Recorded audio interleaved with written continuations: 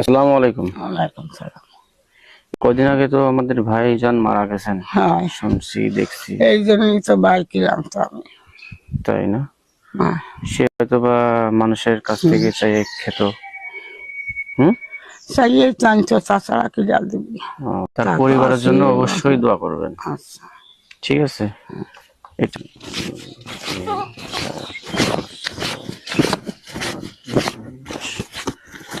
1000 টাকা আপনারা দিয়েছেন।